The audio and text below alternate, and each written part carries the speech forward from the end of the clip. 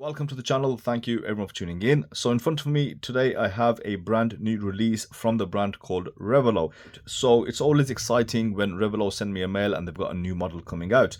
Now this one isn't brand new in the sense it's a brand new model, like a totally different shape, etc. This is the R10 Admiral GMT, and you may recognize this because I've reviewed this last year. But the new thing about this is they have all new DLC colorways.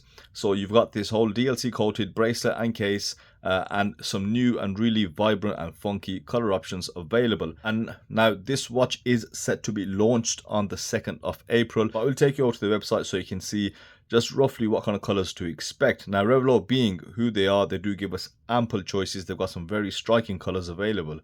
And yeah, of course, you've got a whole list of early bird prices as well, because this is an early bird launch. So we'll cover all that just shortly. What you do get in the box is, you've seen the boxes many times, you get the watch, of course, and you also get an extra silicone rubber strap. And it's nice to have an option of the two. Although you can buy separately, you can buy the watch just on a silicone strap, or you can get it on this rather heavy duty, really well made steel engineer style bracelet.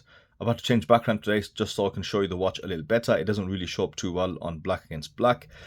But yeah, so this is the revelot R10 Admiral GMT with this DLC coating. So just a brief summary of the specifications. You do have a steel case, and this one with the DLC coating does have a hardness of 500 HV plus. Just to compare, normal 316 L stainless steel has a hardness rating of 160. You've got AR coated sapphire crystal. You've got a loomed ceramic bezel insert with a 120 click unidirectional diving bezel. 200 meters of water resistance, which means a screw down case back as well. You also get a 5-link solid bracelet with a milled clasp and an on the fly ratchet extension. Now this being a GMT, of course, it means it is featuring the Seiko NH34 movement, which is basically NH35 with the added function of a GMT hand. This is what they call a caller GMT and not a true GMT because of the way the GMT hand functions. Let's give you an overview of the dimensions. Now, while this watch appears to be big and it is quite weighty, the sizing isn't that bad. In all fairness, it's quite a lot smaller than a lot of Seikos out there and a lot of heavy duty divers. So the diameter on this watch is 41.5 millimeters measured across. revelot do state on the website it's around 43.5 because they measure from this point to that point. You've got a thickness of 13.5 millimeters, which is pretty standard for a big dive watch, and a lug to lug of just under 49 millimeters. Lug width of 22 millimeters, and the overall weight on bracelet is around 205 grams, so it is quite a heavy watch. Now, if you were to get this watch just on the silicone strap, the weight would be significantly reduced. It'll be down to around 116, but it isn't that heavy on wrist in all fairness. So pricing wise, there's a lot of information to get out. So this is going to be on early bird release on the 2nd of April. Note down that date, guys. So if you were to get just the steel version, because they won't only be releasing just the DLC, they'll also bring out the steel colors back. If you were to get this on steel, early bird price is $269, which is just on the silicone strap. So that is a very low price point.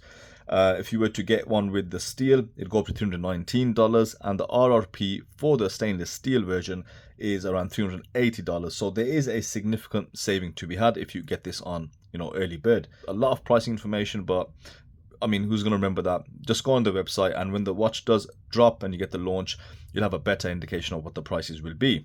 So let's take a closer look at some of the defining features of this watch. One of the things which stood out to me when I reviewed the first one was just the design language. This has heavy kind of military inspiration, even though it may not look it because of how vibrant it is. But if we take a look at the dial design and the actual handset, it is actually based off a warship.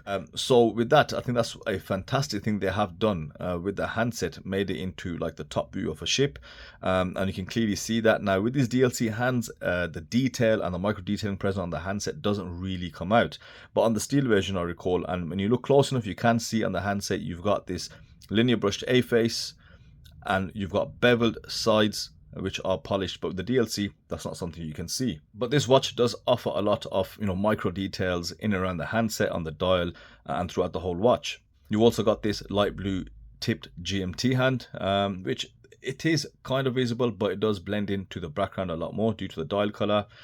Text is all printed, very clean, and this insert on the dial that you see just on top of that blue whirlpool design is really nice actually. So on all the other colors, it does give it a very striking look. It does make them look a bit different, and yeah, quite a catchy look as well. Definitely very legible. Now regarding the dial, with this light blue, you don't really get to see the intricacies of the pattern. If you were to get one of the other colors available, like they've got sunburst greens and sunburst oranges, or metallic almost, you do see just how deep that whirlpool engraving is. But on this sort of powder blue dial, it does kind of disappear. So if I let the light catch on it, you'll see just that whirlpool design. And as I said, this watch is fully loomed, the dial and the bezel insert. So let's take a look, and that is fantastic. The amount of lume on there is more than adequate, very legible. From the handset, dial and the bezel insert are all really nicely loomed, and they do say it is Swiss Super Luminova. Now back on the dial, you'll notice that date at just above the 6. It does do a really good job of blending in. So if you're not a fan of dates on watches, or you don't want them to kind of stand out and take away from the dial, this one doesn't. It does preserve really good symmetry. You can just see that sort of crisscross on the dial as well, and that does fall in line. And with the white date wheel, I think they are color matched to the colorways. It does do quite a really good job of blending in, but still being there for that added function. The bezel insert, the state is ceramic, but this one may be brushed steel. Doesn't really matter because it still is loomed. And the printing, the paint fill is superb, as you saw with the loom shot. Everything is as it should be. Now let's check out the bezel rotation.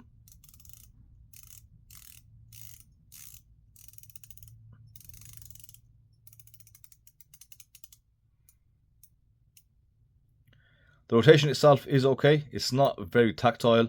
In terms of alignment, it's just off by just the smallest amount. It's not something to really complain about, but yeah, it is a touch loose. But there's no bounce in the actual bezel itself. It does have just a tiniest bit of rocking in there, but as I said, bear in mind it is pre-production. But even if it was full production, it's not that bad of a deal. But you can tell just some of that looseness in there. But it is consistent and quite smooth. Now moving on to the case, it is quite difficult to see all the angles and the different types of finishing when you do DLC coat a watch, but what you can see is just the nice facets that you got on the case. You can see very smooth case surfaces, brushed angles, brushed facets, and it's all nicely done. I think with the steel version you can appreciate that a lot more. As I pointed out in the version 1 of this G10, that I do get a very Zelos hammerhead vibe to it. I don't know if that was an inspiration behind it or not, but it definitely does kind of tie in with that design or those style of dive watches. And it's good to have a proper big diver come out now and then. As we know, watches are getting smaller, and I see an increasing amount of subscribers commenting they want to see big watches, and here you have it. And at this angle, you do also get like a Seiko Sumo style shape, particularly with that 4 p.m. crown, which fits snugly into the case. It's a healthy around 6mm in size. There's right nice nailing on there. It's also signed with Revelot's logo, and yeah, it's a nice crown, good pop on there. It has O-rings present just to aid with that water resistance. The case back of the watch is stainless steel. It's in silver. You've got some brushing on there with a nice deep engraving on the back to kind of signify the dial. And yeah, just normal specifications in and around there. What you'll see on that bracelet is quick release bars, which does really make strap changes very easy. Now, case really well made, obviously, with the addition of the hardness coating on the DLC. It's going to make this watch a little bit more robust. Now moving on to the bracelet is a really nice take on a type of engineer, should we say, or an engineer style strap.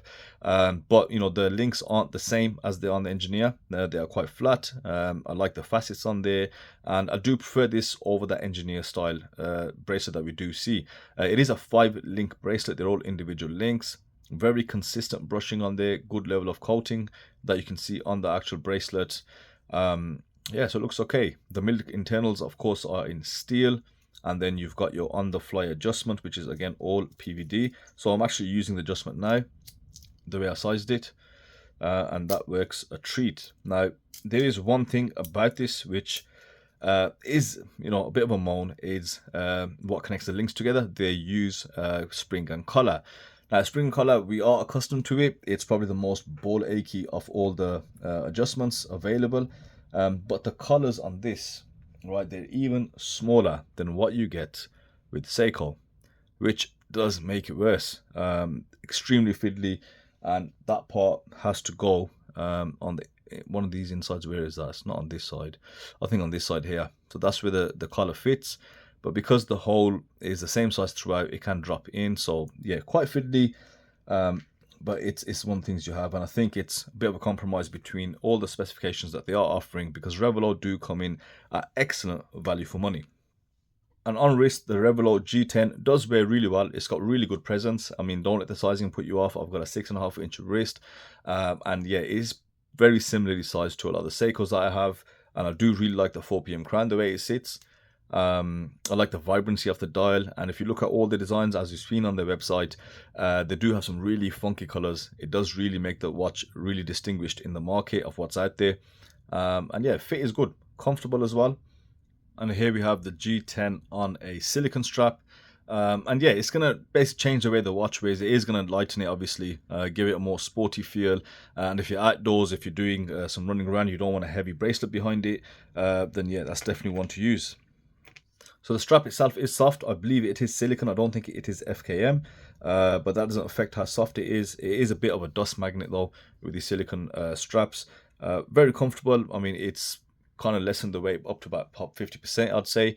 And yeah, still looks good, and it's a great option to have. So I mean, I'd personally go for both, where you've got the bracelet and a strap. But if you just want to get it on the strap, on the early bird, you'll get it quite cheap as well. So interesting colorway, a lot of interesting options, and revelot for me as a brand are quite consistent. They seem to pay attention to a lot of micro detailing, which I personally like. If you look at the handset, the dials, you know, a lot of intricate features there. Really good build quality as well, great loom. So revelot do continue to kind of perform and bring us what we expect, and they do maintain that value for money aspect as well, very reasonably priced. So if you want to check them out, make sure on the 2nd of April you log on to revelot.com and check these watches out just when they launch. So that's it from me today, guys. Thank you for watching, and I'll see you on the next video.